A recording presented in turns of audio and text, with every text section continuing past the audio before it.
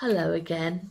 When you have a child whose behaviour is off the scale and extreme, most parents will try everything they can think of to reduce these difficult behaviour episodes in any way that they can. When I was in that situation, I honestly thought I'd tried absolutely everything, but nothing had worked. In fact, a lot of what I tried only seemed to make things worse. The thing is that we have very fixed ideas of what good parenting should look like, and we're surrounded by strong cultural expectations in everyone around us who continually reinforce these very fixed traditional parenting methods. Most of us were brought up with similar ideas about parenting, with sanctions, consequences, punishments, firm boundaries and rewards. Traditional parenting is all about carrots and sticks and teaching children lessons in life through consequences and punishment. It's so deeply ingrained into all of us. It's the culturally acceptable way to bring up children. It's what is expected of us, this harder, firmer and stricter method of parenting. However, it simply doesn't work for children who are being destructive, controlling or violent because they're so overwhelmed with anxiety that their fight, flight and freeze mechanism has been triggered. When we have a child with extreme behaviour, we often really believe that we have tried everything. Often it's a case that we really have, but only in one direction. As well as getting stricter, shouting louder and putting in increasingly harsher sanctions, there's another direction that we can go as well. We can go in completely the opposite direction. So instead of going up, up, up, up, up, we can go down, down, down, down, down. And that means doing things like lowering demands, being kinder, being more understanding, working with our child and becoming more collaborative, and also being less judgmental towards them.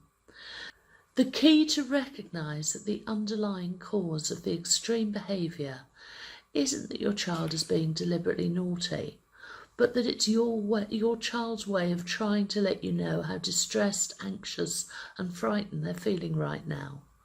Once we recognise it as distress and start to respond to it in a more compassionate way, that's when things can really start to change and we can make real progress with our child and the way they behave. It's also about believing in the best of your child and building a strong and loving relationship with them so that they know that you always have their back. It's not an easy adjustment to make because everyone around you is likely to be telling you that you're doing it all wrong. Friends, family, the other parent, your partner, people at the school gate and even school staff, even strangers in the Tesco car park. Everyone will have an opinion on how your parenting approach needs to be much firmer, stricter and harder. It's going to take a lot more time to get everyone else on board, and it's hard not to be swayed by that strength of public opinion. However, just because everyone thinks something is right, it doesn't make it right. You're likely to be told that you're too soft, or that you're making a rod for your own back, or that you have to teach your child the difference between right and wrong. Well, of course you do, but nobody learns when they're so anxious, frightened and distressed that they've triggered their own fight, flight and freeze response. The chances are that your child already knows the difference between right and wrong and where the boundaries should be. And even if they don't, there's plenty of time for those sort of life lessons later on, when you and your child have worked together and hopefully the extreme behaviour has been significantly reduced. By then your child hopefully will be much happier and you'll be parenting very differently too.